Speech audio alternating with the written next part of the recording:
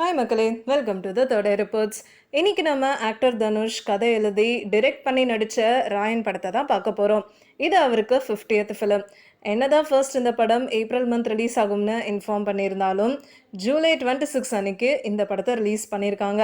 And அதே week 28 அன்னைக்கு தான் தனுஷ் அவர்களோட பிறந்த நாளும் கூட. ஸோ இந்த படம் அவரோட ஃபேன்ஸுக்கு டபுள் ட்ரீட்டுன்னு தான் சொல்லணும். இந்த படத்தை ஹிந்தி அண்ட் தெலுங்குல டப்பிங் பண்ணி ரிலீஸ் பண்ணியிருக்காங்க. இது ஒரு சன் பிக்சர்ஸ் ப்ரொடக்ஷன். அண்ட் இந்த படத்தில் எஸ்ஜே சூர்யா, அபர்ணா பாலமுரளி, காளிதாஸ் ஜெயராம், சுந்தீப் கிஷன், துஷாரா விஜயன், செல்வராகவன்னு நிறைய பேர் நடிச்சிருக்காங்க. இந்த படத்தை பிரைம் மீடியா நிறுவனம் யூஎஸ்ஏல ரிலீஸ் பண்ணியிருக்காங்க. அண்ட் இந்த படத்துக்கு ஏ சர்டிஃபிகேட் கொடுத்துருக்காங்களாம். ஏன்னா அவ்வளோ பிளட் அண்ட் கோர் சீன்ஸ் இருக்குது. ஒரு சில சீன்ஸை கட் பண்ணால் யூஎஸ் சர்டிஃபிகேட் கொடுக்குறோம்னு சர்டிஃபிகேட் கமிட்டி சொன்னாலும் சன் பிக்சர்ஸ் ப்ரொடக்ஷன் இந்த படத்தை பார்த்துட்டு இது அப்படியே ரிலீஸ் ஆகட்டும்னு சொல்லிட்டாங்களாம். ஆல்ரெடி தனுஷோட நடிப்பில் வெற்றிமாறன் டிரெக்ஷனில் வெளிவந்த வட சென்னை படத்துக்கு ஏ சர்டிஃபிகேட் தான் கொடுத்துருந்தாங்க. ஸோ 6 இயர்ஸ் கழித்து மறுபடியும் ஒரு தரமான கதையை தான் தனுஷ் கொண்டு வருவாருன்றது தான் நிறைய பேரோட எக்ஸ்பெக்டேஷனாக இருக்குது. அது மட்டும் இல்லாமல் தனுஷுக்கு பவர் பாண்டி படத்துக்கு அப்புறம் இதுதான் டிரெக்டராக செகண்ட் படமும் கூட. ஸோ எக்ஸ்பெக்டேஷன் பார் ரைஸில் இருக்குன்னு தான் சொல்லணும். ஸோ வாங்க இந்த படத்தோட கதை என்னன்னு பார்ப்போம். காத்தவராயனா இருக்க ராயன் அவங்க அம்மா அப்பா தவறினதுக்கப்புறம் தன்னோட 2 தம்பிகளையும் தங்கச்சியும் நல்லா பார்த்துக்கிறாரு. இதில் இருந்து தான் ராயனோட கஷ்டங்கள் ஆரம்பிக்குது. அதாவது இந்த கஷ்டமான உலகத்தில் ரொம்ப பீஸ்ஃபுல்லாக வாழணும்னு அவரோட ஊரை விட்டுட்டு நார்த் மெட்ராஸில் வந்து செட்டில் ஆகிடுறாரு.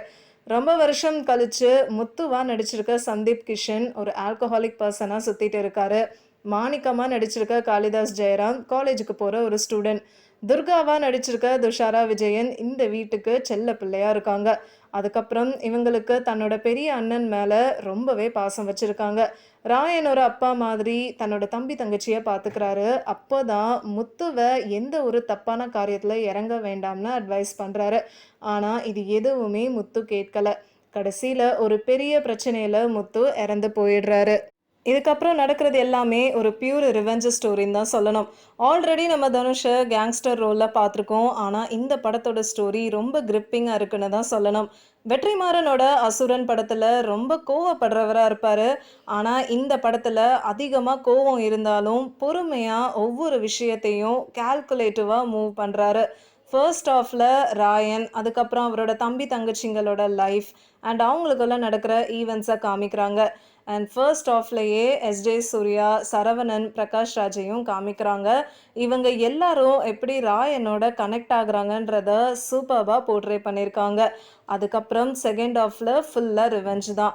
இந்த படத்தில் நிறைய ட்விஸ்ட் அண்ட் டர்ன்ஸ் இருக்குன்னு தான் சொல்லணும்.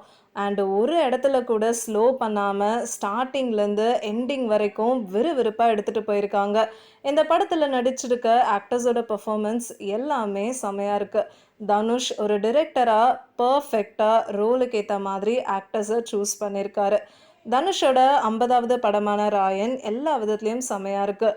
இன்டர்வெல் பிளாக் சீன்ஸாக இருக்கட்டும், கிளைமேக்ஸ் ஃபைட் சீன்ஸாக இருக்கட்டும், எல்லாமே பிரமாதமாக இருக்குது. ஓம் பிரகாஷோட சினிமாட்டோகிராஃபி இந்த படத்துக்கு ஒரு பெரிய ப்ளஸ் பாயிண்ட். அதே மாதிரி இன்னொரு பெரிய பில்லராக இருக்கிறது ஏஆர் ரஹ்மான் தான்.